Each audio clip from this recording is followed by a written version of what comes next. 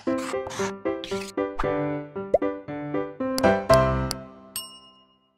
प्यारे बच्चों, मैं स्वागत करता हूं आपका ब्लूप्रिंट डिजिटल पर। मेरा नाम है वसीम चौहान और बेटा मैं हूं आपका विज्ञान का टीचर। हम केमिस्ट्री पढ़ रहे हैं और हमने चैप्टर स्टार्ट किया था धातु एवं अधातु, और आज भाग सेकंड रहेगा। भाग वन में मैंने आपको धातु का परिचय दिया और कुछ भौतिक गुणों के बारे में बात की थी। आज इस भाग में मैं आपको जो हमारी मेटल्स होती हैं, धातु होती हैं, मतलब उनके रासायनिक गुण के बारे में, यानी कि केमिकल प्रॉपर्टीज़ के बारे में बात करने वाला है। तो बेटा आपको रजिस्टर और पेन साथ में लेकर बैठना है और टाइम टाइम पे वीडियो को पॉज करके आपको चीज़ों को नोट करते जाना है फोकस के साथ। तो आइए शुरू करते हैं भाग सेकंड। देखो, हम जो है बेटा केमिकल प्रॉपर्टी के बारे में बात करने वाले धातुओं की, है ना। तो मतलब ये जो हमारी धातु होती हैं वो अलग अलग यौगिकों के साथ किस तरीके से अभिक्रिया करती हैं। तो पहला जो गुण है, मतलब ना, जो पहला जो इसका रासायनिक गुण है वो हमें देखना है कि अगर कोई धातु है और एक हमारे पास अम्ल है, तो वो धातु उस अम्ल के साथ जब अभिक्रिया करती है तो क्या होता है ना बेटा। तो फर्स्ट जो पहला जो गुण आएगा, तो वहाँ पर मैं क्या लिख रहा हूँ, अम्ल के साथ। अम्ल का मतलब आपको बताया हमने, अम्ल का मतलब क्या होता है, इंग्लिश में एसिड कहते हैं, है ना। तो अम्ल के साथ जब होगी अभिक्रिया धातु की, तो क्या होने वाला है। तो बेटा बात समझो ध्यान से कि कोई धातु यहाँ पर है और वो किसी अम्ल के साथ अगर अभिक्रिया कर रही है, तो यहाँ पर एक उसका लवण मिलेगा आपको ना। तो वहाँ पर क्या प्राप्त होगा, लवण। और जो सबसे ज़्यादा जो आपको ध्यान देना है वो गैस पे ध्यान देना है कि वहाँ पे गैस रिलीज होती है, गैस बनती है, और उस गैस को हम हाइड्रोजन कहते हैं, है ना बेटा। तो प्लीज़ इस बात को आप बिल्कुल अपने नोट्स में बिल्कुल फोकस के साथ लिखते जाओ कि जब जब कोई धातु अम्ल के साथ रिएक्शन करती है तो वहाँ पर लवण मिलता है और वहाँ पे बेटा गैस कौन सी बनती है, हाइड्रोजन गैस। लेकिन यहाँ पर कुछ चीज़ें हैं जो आपको ध्यान से सुननी है। एग्जाम्पल देखो इसका, जैसे धातु अगर मेरे पास बेटा जिंक है Zn, और यहाँ पर जो अम्ल लिया है मैंने HCl, हाइड्रोक्लोरिक अम्ल लिया है, तो ये जो अभिक्रिया करेगा लवण बनेगा, तो लवण बेटा जिंक क्लोराइड बनता है ZnCl2, और प्लस में यहाँ पर हाइड्रोजन गैस हमारी क्या हो जाती है, मुक्त हो जाती है। अब बैलेंस करने के लिए, संतुलित करने के लिए यहाँ से आपने 2 से गुना कर दिया है, ठीक है। अब देखो बात सुनो ध्यान से। आगे अगर मैं कुछ और लूँगा, यहाँ पे सपोज करो बेटा मैंने यहाँ पे क्या लिया है, धातु लिए मैग्नीशियम, और मैग्नीशियम की रिएक्शन में एक बार एसिड जो है H2SO4 के साथ करा रहा हूँ, है ना, सल्फ्यूरिक एसिड कहते हैं इसको। तो ये जब अभिक्रिया करता है तो यहाँ से लवण बनेगा MgSO4, है ना बेटा। तो लवण बनेगा यहाँ से मैग्नीशियम सल्फेट, इसका नाम लिखो मैग्नीशियम सल्फेट, और साथ में जो है गैस यहाँ पे बेटा कौन सी आएगी, H2। इसको बैलेंस करने की आपको आवश्यकता नहीं है, ठीक है। तो ये रिएक्शन तो हो जाएगी। अब देखो नेक्स्ट रिएक्शन जो बता रहा हूँ उस पर थोड़ा ध्यान सुनना। अगर यहाँ पर एक मैं धातु ले रहा हूँ कॉपर, है ना बेटा, एक कॉपर धातु होती है हमारे पास, कॉपर, और कॉपर की रिएक्शन में HCl के साथ बेटा कराना चाह रहा हूँ, है ना। देखो ये भी धातु है और ये भी अम्ल है, तो यहाँ पर क्या रिएक्शन हो पाएगी ये। तो कुछ बच्चे यहाँ पर ऐसे लिखेंगे कि लवण प्राप्त होगा और लवण का नाम होगा Cu, है ना बेटा, ये मिल जाएगा आपको, कॉपर क्लोराइड और H2 गैस हो जाएगी। तो अगर आपने ऐसे लिखा है तो बेटा ये बिल्कुल गलत है, यानी ये वाली रिएक्शन हो नहीं पाएगी। मतलब यहाँ पर धातु जो कॉपर है वो HCl के साथ रिएक्शन कर नहीं पाता। वजह क्या होती है कि जो कॉपर है उसकी क्रियाशीलता जो है बेटा वो हमारा हाइड्रोजन से कम होती है ना। तो यहाँ पे सारा जो खेल है वो ये देखना होगा जो मेटल हमारी हैं उनकी रिएक्टिविटी हाइड्रोजन से ज़्यादा है या कम है।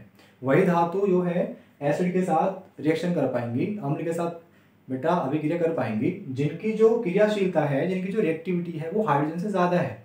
अब ये क्रियाशीलता किस धातु की ज़्यादा है, किसकी कम है, इसका पता कहाँ से लगता है। इसके लिए बेटा एक हमारी पूरी की पूरी एक रिएक्टिविटी, एक पूरी क्या है बेटा, है ना, एक सीरीज है। तो उस रिएक्टिविटी सीरीज में जो धातु हाइड्रोजन से ऊपर हैं उनकी क्रियाशीलता हाइड्रोजन से ज़्यादा है, यानी वहाँ पर वो अगर वो धातु यूज हों, जैसे यहाँ पे जिंक था और ये था Mg था, मैग्नीशियम था, ये दोनों के दोनों धातुएं उस सीरीज में H से ऊपर हैं, तो मतलब ये जो है अभिक्रिया हो जाएगी। लेकिन कॉपर जो है वो H से नीचे आती है, क्रियाशीलता कम है कॉपर की इससे, इसलिए ये अभिक्रिया होगी नहीं। तो सीरीज को एक बार देख लेते हैं फिर हम आगे बढ़ने वाले हैं ना बेटा, वो आपको याद करनी है, आसान है बहुत ज़्यादा। तो देखो बेटा यहाँ से स्टार्ट होती है, के का मतलब पोटेशियम होता है, यहाँ पे लिख रहा हूँ पोटेशियम, सोडियम, है ना, और मैग्नीशियम। तो बेटा ऐसे है पोटेशियम, सोडियम, और यहाँ पर आएगा Ca, कैल्शियम, Mg, Al,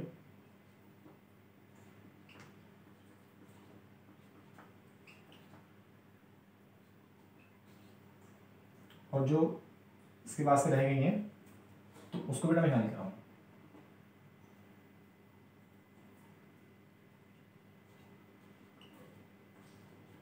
तो ये सारी हमारी बेटा तत्व हैं। और देखो ज़्यादातर धातु में है, ये जितनी भी धातु हमारी कहाँ बेटा एस से ऊपर है, देखो एस से ऊपर है सारी सारी, तो उनकी क्रियाशीलता एस से ज़्यादा है, यानी कि ये सारी अभिक्रिया पर हो जाएगी। और जितनी भी धातु हमारी कॉपर, मरकरी, सिल्वर, चांदी मतलब सोना, और ये प्लेटिनम, ये देखो ध्यान से कि ये जो है हमारी है ये एस से नीचे आ रही है, जो जो एस से नीचे आ रही है उनकी क्रियाशीलता कम है, यानी कि वो अम्ल के साथ रिएक्शन कर नहीं पाएंगी, तो इनकी रिएक्शन हमारी होगी नहीं। तो एक हमारा गुण था काफ़ी अच्छा, हमने देखा कि जब कोई हमारा धातु अम्ल के साथ अभिक्रिया करता है तो वहाँ से लवण मिलते हैं और वहाँ पे क्या होता है, हाइड्रोजन गैस प्राप्त होती है। तो ये बेटा आपको याद रखना है। सेकंड जो गुण है इसका वो हम बेटा ये देखने वाले हैं, इसका दहन अगर हम करेंगे, हम किसी मेटल को अगर हम क्या करा रहे हैं, बर्न कर रहे हैं, जला रहे हैं, दहन कर रहे हैं, तो क्या होता है। तो बेटा सेकंड जो गुण लिखो दहन, दहन में क्या पढ़ेंगे उसको ध्यान से सीखो। देखो कंबशन कहते हैं इंग्लिश में दहन को, और दहन करने के लिए आपको चाहिए होती है ऑक्सीजन गैस, है ना। तो अगर कोई भी धातु है, मतलब कोई मेरे पास M मान लो, M कोई धातु है, अगर वो ऑक्सीजन के साथ, मतलब मैं बताया था कि दहन के लिए आवश्यक होती है गैस की, उसका नाम है ऑक्सीजन। तो बेटा यहाँ पर जो बनने वाला है वो धातु का ऑक्साइड बनेगा, और यहाँ पे मैंने MO लिख दिया, MO का मतलब मेटल ऑक्साइड, M यहाँ पर धातु है, धातु ऑक्साइड, तो वहाँ पर आपको धातु ऑक्साइड प्राप्त होगा। या वैसे लिख लो कि कोई धातु यहाँ पर है बेटा, और अगर आप ऑक्सीजन के साथ रिएक्शन करा रहे हो, ऑक्सीजन के साथ रिएक्शन कराने का मतलब यहाँ पर यह है कि उसको आप दहन करा रहे हो, जला रहे हो उसको, है ना। तो यहाँ पर बेटा उस धातु का धात्विक ऑक्साइड, है बेटा, उस धातु का धात्विक ऑक्साइड आपको मिलने वाला है ना। तो ये आपको याद रखनी है। अब उदाहरण देख लो एक बार, जैसे सपोज करो मेरे पास एक मेटल है, धातु है, उसका नाम है सोडियम, है ना बेटा, सोडियम है, और उसको आप बर्न कर रहे हो ऑक्सीजन के साथ, तो यहाँ से उसका ऑक्साइड प्राप्त होगा आपको, और वो ऑक्साइड क्या होगा बेटा मेरा Na2O हो जाएगा, है ना। अब देख लो सोडियम जो है उसकी वैलेंसी 1 होती है, ऑक्सीजन की 2 होती है, तो जब भी कोई यौगिक बनता है तो जो वैलेंसी होती है उसकी क्रॉस मल्टीप्लाई हो जाती है ना। तो 2 यहाँ पर आ गया, उसको बैलेंस करने के लिए आपको यहाँ पे क्या करना पड़ेगा, 2 करना पड़ेगा। तो यहाँ पर और 2 थे यहाँ, लेकिन यहाँ पर 1 है ना बेटा, तो फिर आपको यहाँ पर करना पड़ेगा 2, और इसको बैलेंस करने के लिए बेटा फिर यहाँ पर आपको 4 करना पड़ेगा, है ना। तो इस तरीके से हमारी संतुलित एक अभिक्रिया आती है। एक दो उदाहरण बेटा इसके और हम कर लेते हैं। जैसे सपोज को मेरे पास बेटा एक यहाँ पर K है, एक धातु है पोटेशियम, और पोटेशियम ऑक्सीजन के साथ हम बर्न कर रहे हैं, तो बेटा यहाँ पर जो आपको मिलने वाला उसका नाम होगा K2O, है ना, K2 होगा। तो यहाँ भी सेम कहानी होने वाली है, बैलेंस करोगे यहाँ पे आपको क्या करना पड़ेगा, 4 करना पड़ेगा, और यहाँ पर आपको 2 करना पड़ेगा। तो ये कुछ आपको मिला। देखो ये जो चीज़ है क्या धात्विक ऑक्साइड है, सोडियम ऑक्साइड, ये क्या बेटा पोटेशियम ऑक्साइड, ठीक है। इसी तरीके से एग्जाम्पल देखो, एक हमारा कैल्शियम है, कैल्शियम धातु होती है, और उसको भी अगर आप बर्न कर रहे हो O2 के साथ में, तो बेटा यहाँ से CaO मिलेगा, कैल्शियम ऑक्साइड हुआ, है ना। आप देखो उसको बैलेंस को यहाँ पे 2 था, तो उसको लिए आपको यहाँ पर 2 करना पड़ेगा, यहाँ पे 2 करना पड़ेगा। तो मतलब हर केस में आपको क्या मिल रहा है, धात्विक ऑक्साइड मिल रहा है, सोडियम ऑक्साइड, पोटेशियम ऑक्साइड और कैल्शियम ऑक्साइड। अब एक बात आपको ध्यान रखनी है, धात्विक जो ऑक्साइड होते हैं जो आपको ये मिले हैं, ये जल में ज़्यादातर अघुलनशील होते हैं, इनसोल्यूबल है वाटर में, जल में वो घुलते नहीं हैं। लेकिन कुछ ऐसे धात्विक ऑक्साइड हैं जो जल में घुलनशील हैं, कुछ ही ऐसे हैं। तो जो धात्विक ऑक्साइड अगर हमारे वो जल में घुलनशील है, तो वो जल में घुलकर बेटा एक क्या बनाते हैं, एक क्षार बनाते हैं, एक अल्कली बनाते हैं। क्षार का मतलब ऐसे हमारे क्षारक, या बल्कि ऐसा कहो कि वो जो हमारे हैं जल में घुलने के बाद क्षारक बनाते हैं। क्षारक हमारे ऐसे क्षार होते हैं जो जल में घुल जाते हैं, हाँ। मैं फिर रिपीट कर रहा हूँ इस बात को कि ज़्यादातर अधिकांश जो हमारे धात्विक ऑक्साइड हैं वो जल में अघुलनशील होते हैं, लेकिन अगर वो धात्विक ऑक्साइड जल में घुल गया है, जल में घुलनशील है, तो जल में घुलकर वो एक क्षारक बनाता है। यानी देखो ये वाला है कि ये दो जो हैं, सोडियम ऑक्साइड और पोटेशियम ऑक्साइड, ये दोनों ऐसे हैं जो जल में घुल जाते हैं। अगर मैं कैल्शियम ऑक्साइड को जल में घोलना चाहूँगा तो ये घुलता नहीं है ना बेटा। तो अगर ये घुल जाएगा मतलब कैल्शियम ऑक्साइड जो है पार्शियली घुल पाता है, पूरा कंप्लीटली घुल नहीं पाता, और बाकी के जितने भी मेटल ऑक्साइड आएंगे वो तो घुलेंगे ही नहीं, है ना। तो जो घुल पा रहे हैं, तो अगर इसी को आप आगे बेटा किसमें H2 के साथ घोल दोगे, तो ये जो है यहाँ से बेटा एक चीज़ बनाएगा, उसका नाम क्या होगा, एक अल्कली बनाएगा, NaOH बनाएगा। और ऐसे ही इसी को फिर आगे फर्दर आप H2 के साथ घोल दोगे तो ये भी बेटा एक यहाँ पे क्या होगा, KOH। तो आगे इस जो अभिक्रिया है उसको आप बैलेंस कर सकते हो। तो मेन मुद्दा क्या था, मेन पॉइंट ये था कि धात्विक ऑक्साइड जो है वो ज़्यादातर जल में अघुलनशील होते हैं, अगर घुलेंगे तो फिर वो क्या बनाएंगे बेटा, अल्कली फॉर्म करेंगे, क्षारक बनाएंगे। तो ये था हमारा दहन। तो दहन में हमने देखा कि यहाँ पर क्या हो रहा है, धात्विक ऑक्साइड फॉर्म हो रहे हैं, और धात्विक ऑक्साइड फॉर्म होकर वो मतलब किस तरीके से काम हो रहा है। इस सीरीज को आप ध्यान रखते चलना प्लीज, है ना बेटा। इसको निमोनिक्स भी है, निमोनिक्स मतलब ट्रिक होती है एक तरह से, जिससे कि हमारा जो ब्रेन है वो चीज़ों को याद कर पाता है। तो ट्रिक देख लो इसकी बेटा। ये कटरीना का नाम सुना होगा आपने, एक एक्ट्रेस है हमारी। तो कटरीना ने कार मांगी ऑल्टो जैन फरारी, फिर भी है क्यों मिली सिल्वर ओडी पता नहीं। कटरीना ने कार मांगी ऑल्टो जैन फरारी, फिर भी है क्यों मिली सिल्वर ओडी पता नहीं। तो इस तरीके से आप इसको याद कर सकते हो बेटा। हमने 2 केमिकल प्रॉपर्टी पढ़ी है मेटल्स की, रासायनिक गुण पढ़े हमने 2, है ना। अब थर्ड की बात कर रहा हूँ, तीसरा वाला बहुत इंपॉर्टेंट है ना। तो तीसरा जो गुण है, देखो मेरी बात सुनो ध्यान से। धातुओं को अगर हम जल में घोलना चाहेंगे, धातुओं की हम जल के साथ अभिक्रिया, तो यहाँ से क्वेश्चन बहुत पूछे जाते हैं। तो बेटा हेडिंग लिखो कि जो धातु है उसकी अभिक्रिया हमें पढ़नी है बेटा किसके साथ, वाटर के साथ, ठीक है। ये देखो कैसे होगी। अब देखो एक बात सुनो कि कुछ मेटल तो हमारी ऐसी होंगी जो वाटर के साथ या जल के साथ अभिक्रिया करेंगे ही नहीं। यानी हर वो धातु जो हमारा इस सारणी में, बात सुनो ध्यान से, ये जो सारणी हमने बनाई है आपके सामने यहाँ तक, अगर आप इसको देख पा रहे हो, तो जितनी भी धातु हमारी हाइड्रोजन से नीचे हैं, हाइड्रोजन से नीचे हैं, वो कोई सी भी धातु ऐसी नहीं है जो अभिक्रिया करने वाली बेटा किससे, वाटर के साथ। इससे ऊपर वाली कर जाएंगी। तो लगभग 7 धातु ऐसी होती हैं, लगभग 7 धातु जो आपको पढ़नी है, 7 धातु ऐसी हैं जो जल से अभिक्रिया कर जाती हैं और अलग अलग तरीके से करती हैं। तो वहाँ से आपको बिल्कुल फोकस के साथ सुनना है। तो बेटा देखो बात सुनो ध्यान से, ये वाली 3 है और फिर बेटा, और फिर देखो बेटा ये 3 है, मतलब 3, मतलब इसमें आप ये देखो कि मैग्नीशियम को रखना बीच में और 3 इसके ऊपर और 3 इसके नीचे। लेड भी हमारी क्या होती है, वाटर के साथ अभिक्रिया करती नहीं है। तो आयरन से नीचे वाली जितनी भी आएंगी वो हमारा धातु, जो धातु है मतलब जल के साथ अभिक्रिया नहीं करती है। इसके ऊपर वाली 7 धातु को पढ़ना है आपसे, ठीक है। तो आओ बेटा हम हर एक धातु के बारे में बात कर लेते हैं। देखो ये जो है ऊपर वाली दोनों, पोटेशियम और सोडियम, इनकी जो रिएक्टिविटी है, क्रियाशीलता बहुत ज़्यादा होती है। पानी के साथ जो इनकी अभिक्रिया होती है वो तेजी के साथ होती है, वो ऊष्माक्षेपी होती है, मतलब वहाँ पे ऊष्मा उत्पन्न होती है ना। तो बात समझिए ध्यान से कि अगर मैं बेटा इसका केस लूँगा, सोडियम का केस लूँगा, सोडियम और पोटेशियम दोनों एक जैसे अभिक्रिया करती हैं। और कहानी क्या है बेटा इसमें, अब मेरी बात सुनो ध्यान से, कि इनकी क्रियाशीलता इतनी ज़्यादा है कि पानी तो पानी, ठंडे पानी तक के साथ अभिक्रिया कर जाती हैं बहुत तेज़ी के साथ। ठंडे पानी से अभिक्रिया करना मुश्किल होता है, लेकिन क्रियाशीलता अधिक होने के कारण ये बेटा ठंडे पानी के साथ भी अभिक्रिया कर जाएंगी। तो लिख लेना यहाँ पर कि ठंडे पानी के साथ भी बेटा हमारा अभिक्रिया कर जाती है ना। तो ये दो थी। अब बल्कि ऐसा भी देखा गया कि जो कैल्शियम भी है, कैल्शियम भी ठंडे पानी के साथ अभिक्रिया कर जाती है ना बेटा। तो आप इसमें लिख लो कि पोटेशियम, सोडियम और कैल्शियम, ये तीनों की तीनों ठंडे पानी के साथ अभिक्रिया कर जाती हैं। हालांकि अच्छे तरीके से जो अभिक्रिया करेंगे ठंडे पानी के साथ, तो दोनों करेंगे, पोटेशियम और सोडियम। अब बेटा बात किसकी आती है हमारे पास, मैग्नीशियम की आती है। मैग्नीशियम पानी के साथ अभिक्रिया कर जाती है, लेकिन ठंडे पानी के साथ तो नहीं कर पाती वो। तो मैग्नीशियम जो बेटा अभिक्रिया करती है वो गर्म पानी के साथ करती है। तो एक क्वेश्चन तो आपको ऐसे ध्यान रखना कि कौन सी धातु कैसे पानी के साथ अभिक्रिया कर रही है। तो यहाँ से बेटा पानी कैसा होगा, गर्म पानी होगा। अब इसके नीचे जो 3 धातु हैं, एल्यूमिनियम बेटा, जिंक है और आयरन है, मतलब लोहा, ये 3 जो धातु हैं ये ठंडे पानी के साथ तो बिल्कुल नहीं करती, गर्म पानी के साथ भी नहीं करती हैं, क्योंकि ऊपर से नीचे आने पर इनकी क्रियाशीलता कम हो गई है। तो इनको अभिक्रिया करने के लिए बेटा जरूरत होती है वाष्प की या भाप की, है ना। तो गर्म पानी के साथ भी अभिक्रिया नहीं कर पाएंगी। तो ये जो है बेटा हमारे इसके साथ करती हैं, भाप के साथ, स्टीम के साथ अभिक्रिया करती है, ठीक है। तो एक क्वेश्चन तो यहाँ से आपको ये ध्यान रखना कि कैसे कैसे पानी के साथ, क्योंकि यहाँ से क्वेश्चन पूछता है कि जो हमारा जिंक है, आयरन है, ये कैसे पानी के साथ अभिक्रिया करते हैं। तो ये तीनों की तीनों भाप के साथ करती हैं, मैग्नीशियम गर्म पानी के साथ, और ये बेटा पोटेशियम, सोडियम और कैल्शियम भी ठंडे पानी के साथ कर पाती हैं। अब कैसे करेंगी अभिक्रिया, क्या हमें मिलने वाला है, उत्पाद क्या मिलेगा, उसके बारे में बात कर लेते हैं। देखो जहाँ जहाँ पानी यूज हो रहा है, जहाँ जहाँ वाटर यूज हो रहा है, तो जब धातु वाटर के साथ अभिक्रिया करेगी, यानी इन दोनों केस की बात कर रहा हूँ मैं आपसे, है ना बेटा। तो इन दोनों केस में जो मिलने वाला है वो मिलेगा हमें धात्विक हाइड्रोक्साइड। मेरी बात सुनो ध्यान से प्लीज।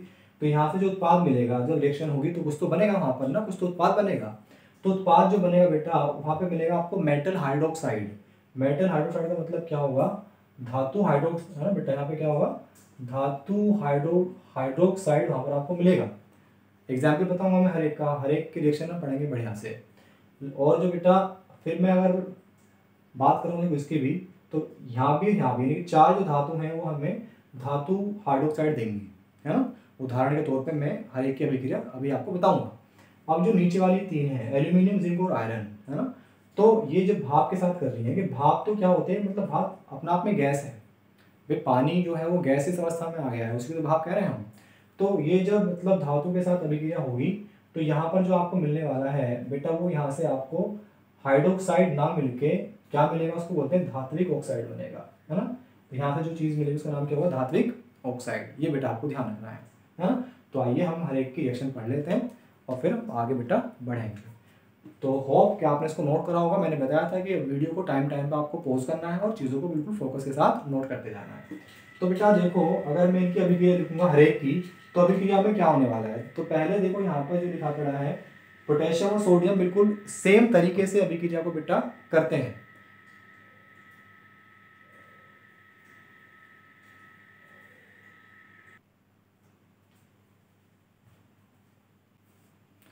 तो बेटा हमें देखना है कि जल के साथ ये जो धातु है किस तरीके से अभिक्रिया करने वाली है।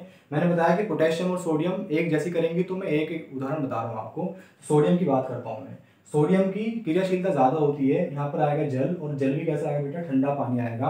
तो यहाँ पर जो चीज़ होगी, हमारा जो बनने वाला है बेटा, उसका हाइड्रोक्साइड बनेगा, धात्विक मतलब हाइड्रोक्साइड। तो यहाँ बना सोडियम हाइड्रोक्साइड। बेटा प्लीज़ इस बात पर आपको बिल्कुल ध्यान देना है, ठीक है। तो देखो ये यहाँ पे हमारा ये चीज़ हमारी फॉर्म हो गई है, और यहाँ पे जो गैस है वो कौन सी होगी बेटा, हाइड्रोजन गैस यहाँ से फॉर्म होती है, ठीक है। अब देखो यहाँ पे खेल क्या होता है, ये जो अभिक्रिया हुई है इसकी क्रियाशीलता बहुत ज़्यादा होती है ना। और ये जो रिएक्शन है मतलब एक समझे ऊष्माक्षेपी होती है। मतलब यहाँ पर बेटा आपको क्या मिलने वाली, हीट मिलने वाली है, ऊष्मा मिलने वाली है। हीट को हिंदी में ऊष्मा कहते हैं, है ना। अब और यहाँ से मतलब ये अपने आप में बहुत मतलब समझो कि ऊष्मा बहुत अधिक मात्रा में यहाँ से बेटा मुक्त होती है, ठीक है। तो जैसी रिएक्शन होती है तो सोडियम जो है खुद बर्न होने लग जाता है, खुद इसमें इसका दहन होना स्टार्ट हो जाता है ना। तो मतलब इसकी वजह क्या है, सिर्फ क्रियाशीलता है। हालांकि ये गैस और मतलब बननी है। और दूसरी बात है वो क्या है, जो गैस बनी है ये अपने आप में ईंधन का काम करती है ना। तो वहाँ पे ऊष्मा भी थी, ईंधन भी है, तो ये गैस बर्न होना शुरू हो जाएगी, हाइड्रोजन, और इसके जलने की वजह से सोडियम भी हमारा जलना शुरू हो जाता है। पोटेशियम भी बिल्कुल इसी तरीके से बेटा क्या करता है, अभिक्रिया करता है। इस इक्वेशन को आप थोड़ा सा नोट कर लेना, और ये काफ़ी इंपॉर्टेंट है बेटा, ठीक है। आगे बढ़ते हैं हम थोड़ा सा। पोटेशियम भी बिल्कुल ऐसे करने वाला। कैल्शियम की बात देखते हैं। कैल्शियम भी ठंडे पानी के साथ करेगा, और यहाँ पर मैंने बेटा H2O लिया है, और यहाँ से जो प्राप्त होगा वो क्या होगा, CaOH होल ट्वाइस, है ना। CaOH होल ट्वाइस मैंने बताया था आपको स्टार्टिंग में कि यहाँ पर हमारा ये सब चीज़ें होती हैं। देखो दूसरा यहाँ पर क्या होगा, H2 गैस आएगी यहाँ भी, है ना। अब क्या होगा, इसकी रिएक्शन सुनो। मतलब जब ये ऐसे रिएक्शन है, ये हमारा एक वाटर का एक पानी का बीकर है, और इसमें मैंने धातु को डाल दिया, उसका नाम क्या है बेटा, सोडियम है। तो मतलब सोडियम का नाम इसका C है। कैल्शियम धातु जब यहाँ पर आएगी तो ये नीचे बैठ जाएगी, और तभी अभिक्रिया होगी। ये अभिक्रिया में गैस मुक्त हो रही है, कौन सी बेटा, हाइड्रोजन। तो जब हाइड्रोजन गैस यहाँ से बननी शुरू होगी, बुलबुले उसके ऊपर उठेंगे, तो वो बुलबुले कैल्शियम को अपने साथ ऊपर उठा के ले आते हैं, और कैल्शियम यहाँ पर बाद में इसके ऊपर आकर तैरना शुरू कर देती है, फ्लोट होना शुरू कर देती है। हालांकि यहाँ पर आग लगने वाला नहीं होता है, क्योंकि ये रिएक्शन जो है इतना ज़्यादा ऊष्माक्षेपी नहीं होती है। बस यहाँ पे ध्यान रखना, कैल्शियम जो है वो तैरना शुरू कर देती है बेटा, ठीक है। तो अभिक्रिया को याद रखना है, और जो मैं समीकरण लिख रहा हूँ उसको याद करते चलना बेटा आपको, ठीक है। इनको आप बैलेंस कर लेना, बैलेंस करना मैंने आपको सिखाया था। नेक्स्ट देखो बेटा क्या होगा, नेक्स्ट हम पढ़ने वाले मैग्नीशियम के साथ। मैग्नीशियम भी मैंने बताया कि जल के साथ अभिक्रिया करती है, लेकिन वो गर्म पानी के साथ अभिक्रिया करती है, ठंडे के साथ नहीं कर पाती है, क्योंकि ऊपर से नीचे आ रहे हैं तो क्रियाशीलता कम होती जा रही है, हमने देखा इस सारणी के द्वारा। तो यहाँ पे बेटा क्या होगा, जब जब जल होगा तो तब तक हमारा मतलब मेटल हाइड्रोक्साइड, धातु हाइड्रोक्साइड बनने वाला है, और यहाँ पे बेटा हमारा H2 होगा। ये भी बिल्कुल सेम होगा कि मैग्नीशियम नीचे बैठ जाएगी स्टार्टिंग में, फिर वहाँ पर गैस बनेगी हाइड्रोजन, वो उसके बुलबुले ऊपर उठेंगे, तो बुलबुले जो है धातु की सतह पर मतलब चिपक जाएंगे, और वो धातु भी ऊपर ऊपर उठ के आ जाती है, और वो तैरना शुरू कर देती है। तो कैल्शियम और मैग्नीशियम का केस बिल्कुल सेम था, जिस तरीके से हमारा पोटेशियम और सोडियम का केस बिल्कुल सेम था। फर्क इतना है कि कैल्शियम और मैग्नीशियम में आग नहीं लगती है, बल्कि अगर मैं पोटेशियम और सोडियम की बात करूँगा तो वहाँ पे आग लग जाती है, पोटेशियम में भी और सोडियम में भी, ठीक है बेटा। तो ये हमने देखा अभी। नेक्स्ट जो है मैं बताऊंगा आपको एल्यूमिनियम के बारे में, कि एल्यूमिनियम, जिंक और ये जो आयरन है वो किस तरीके से रिएक्शन करने वाला है जल के साथ। तो वहाँ आपके याद होगा, मैंने अभी बताया था कि वहाँ पर क्या होगा, धात्विक हाइड्रोक्साइड ना बन के धातु ऑक्साइड बनने वाला है। तो बेटा जैसे सपोज करो मेरे पास जो है जिंक है ना, और जिंक जो है वो हमारे के साथ वाटर के साथ क्या कर रहा है, अभिक्रिया कर रहा है। अच्छा वाटर यहाँ पे जल जो है वो गैसेस फॉर्म में होगा क्योंकि ये हमारी भाप है ना। तो भाप है तो यहाँ पर क्या बनेगा बेटा, जिंक ऑक्साइड बनेगा यहाँ पर, ये ध्यान देना प्लीज आप। और जिंक ऑक्साइड के साथ बेटा यहाँ पर जो गैस बनेगी वो भी कौन सी होगी, हमारी हाइड्रोजन इक्वेशन को बैलेंस कर लेना है ना, आपको आती है। तो ऐसे यहाँ पर जिंक होगा ऐसी, और ऐसे यहाँ पे क्या होगा बेटा, एल्यूमिनियम होगा। एल्यूमिनियम भी हमारा जल के साथ अभिक्रिया करने वाला है ना बेटा। तो ये भी गैस इस फॉर्म में होगा, मतलब भाप होगा। तो यहाँ पर क्या बनेगा, इसका ऑक्साइड बनेगा। एल्यूमिनियम का ऑक्साइड होता है Al2O3। मैंने बताया था कि वैलेंसी आपस में क्रॉस मल्टीप्लाई हो जाता है। एल्यूमिनियम की जो वैलेंसी 3 होती है यहाँ पहुँच जाती है, ऑक्सीजन की 2 होती है यहाँ पहुँच जाती है। और यहाँ भी बेटा हमारी क्या होगी, H2 गैस यहाँ से निकल जाएगी। और इसी तरीके से आयरन मतलब लोहा, और ये हमारा जल मतलब भाप गैसेस फॉर्म में है। और यहाँ से क्या बनेगा, आयरन ऑक्साइड Fe2O3 और साथ में बेटा H2। ठीक है, तो ये बहुत इंपॉर्टेंट था। मैंने पहले बताया था कि जो तीसरी है जो जल से विक्रिया करती है तो क्या क्या होता है। तो बस क्या ध्यान देना है इसमें, रिएक्शन ध्यान देनी है कि धात्विक हाइड्रोक्साइड कब बन रहा है, धातु ऑक्साइड कब बन रहा है, और ये धातु जो है पानी के साथ मतलब कौन कौन से पानी के साथ अभिक्रिया कर रही हैं, ठंडे पानी के साथ कब कर रही हैं, और गर्म पानी के साथ कब कर रही हैं, और भाप के साथ कौन सी कर रही हैं। हाँ, तो बेटा ये टॉपिक पूरा हुआ, आप इसको नोट कर लो। आप स्क्रीनशॉट लेना चाहते हो तो स्क्रीनशॉट ले लेना, या वीडियो को पॉज करके आप नोट कर सकते हैं बेटा। तो बेटा हमने 3 गुण अभी हमने मतलब इसके पढ़े। ठीक है, आगे देखो थोड़ा सा और कि देखो चौथा जो इसका गुण है रासायनिक गुण, हम केमिकल प्रॉपर्टी पढ़ रहे हैं धातु की। चौथी जो है वो क्या है बेटा, कि अगर धातु है और वो एक दूसरी धातु है जिसका लवण है, धात्विक लवण, तो धात्विक लवण के साथ कैसे विक्रिया करती है, तो उसको समझाऊंगा मैं। अभी नोट करो, धात्विक लवण के साथ अभिक्रिया। धात्विक लवण के साथ अभिक्रिया का मतलब समझो पहले क्या है। धात्विक लवण के साथ मतलब कोई धातु है और उसका एक लवण प्राप्त है ना। जैसे हमारे पास सपोज करो बेटा एक लवण धातु थी कॉपर, और इसका लवण हमारे पास ये है कॉपर सल्फेट है ना। अब इसके साथ कोई दूसरी धातु अभिक्रिया कर रही है ना, कोई भी धातु क्या कर रही है, अभिक्रिया कर रही है। तो बेटा देखो ध्यान से, अगर कोई धातु यहाँ पर है ना, और वो किसी दूसरे धात्विक लवण के साथ, या धातु लवण कहें तो बात एक ही है, अभिक्रिया करेगी, तो ये डिस्प्लेसमेंट रिएक्शन होती है। डिस्प्लेसमेंट का मतलब क्या होता है, मतलब कि ये जो धातु है इस धात्विक लवण में से इस धातु को हटा देगी और अपना पा जाएगी यहाँ पर, है ना। तो यहाँ पर जो है वो धातु लवण बनेगा। धातु लवण यहाँ भी था लेकिन वो दूसरी धातु के साथ था, मैं समझाऊंगा उदाहरण के साथ, तब आप इसको ठीक से समझ पाओगे। और ये जो धातु थी यहाँ पर, ये बेटा यहाँ पर क्या हो जाएगी, अलग हो जाएगी। ठीक है, डिस्प्लेसमेंट रिएक्शन कहते हैं इसको, है ना। अब कैसे होगी देखो, तो जैसे अभी मैंने बताया कि एक एग्जाम्पल है कॉपर सल्फेट। कॉपर सल्फेट हमारा क्या होता है, धात्विक लवण होता है। जिंक जो है बेटा इसके साथ रिएक्शन कर रहा है, अभिक्रिया कर रहा है।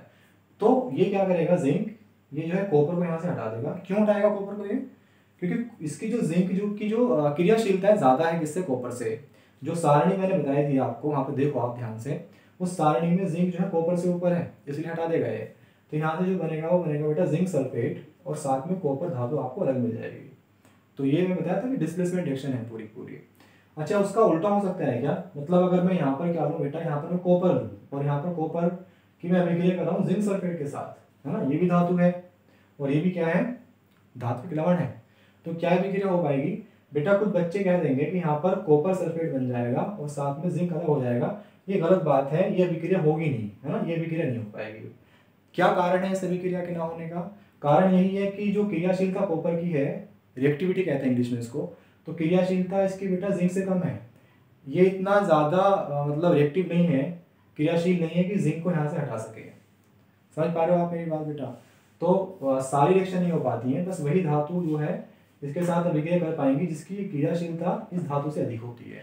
और क्रियाशीलता का पता कहाँ से लगता है, जो हमारी श्रेणी थी, सारणी थी, रिएक्टिविटी सीरीज कहते हैं, वो आपको याद रखना। जैसे कि मैंने आपको बताया भी था, मैं एक बार वो लिख रहा हूँ, आप उसके साथ ट्राई करना याद करने की। मैंने न्यूमोनिक्स भी बताया था आपको याद करने के लिए कि कटरीना ने कार मांगी, ऑल्टो जैन, एफ से बताया था फरारी, फिर भी है का मतलब हाइड्रोजन। इससे तुलना की जाती है, इसके ऊपर वाली से ज़्यादा रिएक्टिव, इससे कम वाली, इसके नीचे वाली से कम रिएक्टिव। तो हाइड्रोजन से नीचे वाली मैं यहाँ पर लिख रहा हूँ ना, नीचे स्पेस कम है। तो फिर भी है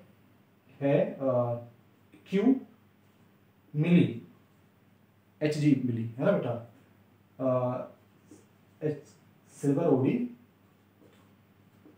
है ना बेटा ये। पता नहीं। तो ये कुछ सारी मैंने धातु लिखी हैं, ठीक है। तो ये जो मैं बता रहा हूँ आपसे, तो जो ये धातु हाइड्रोजन से नीचे आ रही है वो लवण को डिस्प्लेस नहीं कर सकती हैं। तो बेटा ये हमारा भाग 2 था, जिसमें हमने देखा कि धातुओं के रासायनिक गुण क्या होते हैं, ठीक है। अगर कोई आपका सुझाव है तो प्लीज़ कमेंट सेक्शन में हमें दीजिए। हमारे चैनल ब्लूप्रिंट डिजिटल को अपने दोस्तों के साथ शेयर कीजिए, हमारे चैनल को सब्सक्राइब कीजिए और बेल आइकन को प्रेस कर दीजिएगा। और बेटा आप पढ़ते रहो, मैं मिलता हूँ आपसे नेक्स्ट पार्ट में।